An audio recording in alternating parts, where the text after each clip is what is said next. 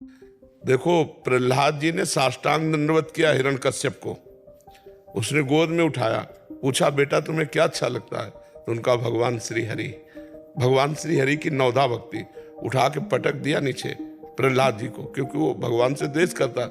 फिर पिताश्री नहीं कहा दैत्यराज ऐसे कह के संबोधन किया।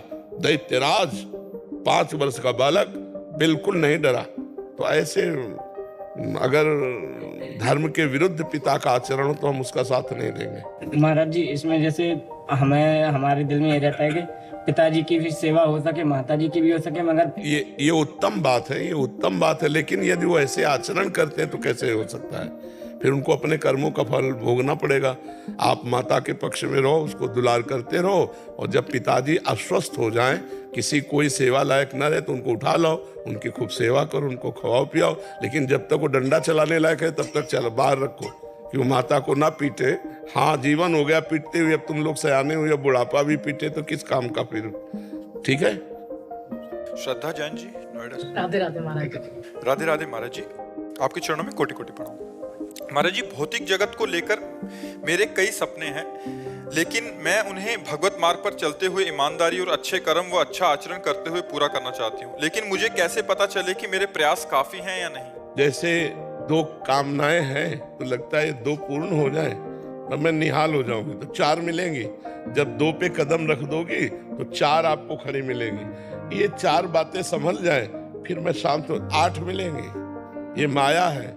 आज तक कोई ऐसे नहीं कह सकता कि मैं पूर्ण हो गया। वो वही कह सकता है जो भगवान को प्राप्त हो गया है। भगवान की प्राप्ति की बात सोचो तो सब कामनाएं अपने आप पूर्ण और शांत हो जाएंगी। और कामनाओं की पूर्णता के लिए भगवान को भजोगे तो कभी कामनाएं शांत नहीं होंगी।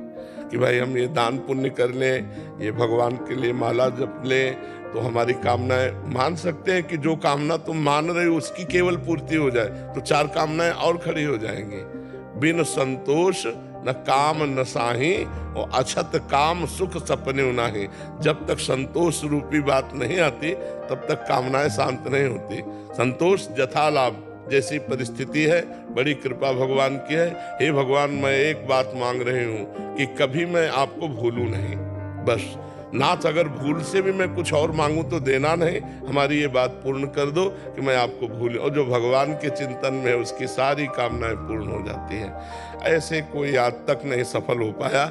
अपने पुत्र की 1000 वर्ष आयु लेकर महाराज ययाति भोगे, फिर भी उनको तृप्ति नहीं हुई। कामनाओं की पूर्णता कभी हो ही नहीं सकती। ये 1 पूर्ण होगी, 2 खड़ी हो जाएंगी, 2 पूर्ण होगी, 4 खड़ी हो जाएंगी, बराबर बनी ही रहेंगी। आज तक कोई नहीं कहा कि हमने एक मांगा था भगवान ने दे दिया, अब हमें नहीं चाहिए। वो कामनाएं बढ़ती चली जाती, कभी कामनाएं पूर्ण नहीं होती। आप देख लीजिए, अपने जीवन में देख लीजिएगा अनुभव करके, या सब लोग देख ही रहे, कभी कामनाएं पूर्ण हुई है क्या? ऐसा लगता है ये काम बन जाए तो सब काम बन जाएगा। वो काम बन गया, 4 काम और खड़े हो गए। पूरा जीवन इसी में माया फंसाए हुए। तो एक ऐसा काम करो जिससे सब काम हो जाए, वो है भगवान की प्राप्ति। भगवान को प्राप्त कर लेने के बाद कोई काम बाकी नहीं रहता है। भगवान को जान लेने के बाद कोई जानकारी बाकी नहीं रहती। भगवान को प्राप्त करने के बाद कोई लाभ प्राप्त करना बाकी नहीं रहता, सब प्राप्त हो जाता है। महाराज जी, ये तो निष्काम भक्ति का आपने वर्णन किया। महाराज जी, अब घर गृहस्थी में रह के छोटी छोटी कामनाएं उत्पन्न होती रहती हैं, तो कामना से भी प्रभु के द्वारा जुड़ा जाता है, प्रभु के साथ कामना से जुड़ा जाता है। पर उसको टिकाऊ बनाने के लिए हमको भगवान से प्रार्थना करनी होगी कि मेरा स्वभाव है मांगना, मेरे अंदर अभाव है, मैं मांगूंगी। जैसे मतलब सेवा भाव से ही है। जैसे ऐसा हो सकता है कि बहुत धन कमाऊं तो दान पुण्य करूं, या मैं भी ऐसा परमार्थ से ही नहीं। तो अगर बहुत धन कमाने में अधर्माचरण हो गया तो परमार्थ कैसे बने? इसलिए लिखा है कि अच्छा आचरण करते हुए वही आशीर्वाद लेना है, कि अच्छा आचरण करते हुए एकांतिक सुन रही हो 1 साल से, उसके बाद ही ये भावनाएं बदलती हैं। हाँ, बहुत सुंदर, तब तो ठीक है। धर्म पूर्वक कमाए हुए धन से दूसरों के अभाव स्थिति में सेवा करना। कोई भूखा है, कोई सर्दी से पीड़ित है, कोई बीमार से शरीर युक्त है, तो हम उसकी सेवा करें, ये तो उत्तम बात है, ये बात ठीक है। और ये कामनाएं भगवान जरूर पूर्ण करते हैं। क्योंकि आप परोपकार की भावना है ना, तो परोपकार की भावना भगवान जल्दी सुन लेते हैं। स्वार्थ की भावना और परोपकार की भावना में बड़ा अंतर है।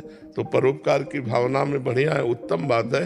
नाम जप करो और धर्म पूर्वक धन कमाओ और दूसरों का उपकार करो, अच्छी बात है। महाराज जी लेकिन नाम जप उतना नहीं हो पाता, आपका राधा रानी का स्मरण हर समय रहता है, लेकिन नाम जप नहीं। और भजन किसे कहते हैं? स्मरण होना ही तो भजन है। यस स्मरण मात्रेण जन्म संसार बंधना है। चाहे वो संत हो, भगवंत हो, चाहे गुरु हो, चाहे इष्ट हो, तो एक ही चीज है। संसार के चिंतन से हमारा मन हट करके भगवान और भक्त का चिंतन करने लगे, यही बड़ी बात है जी।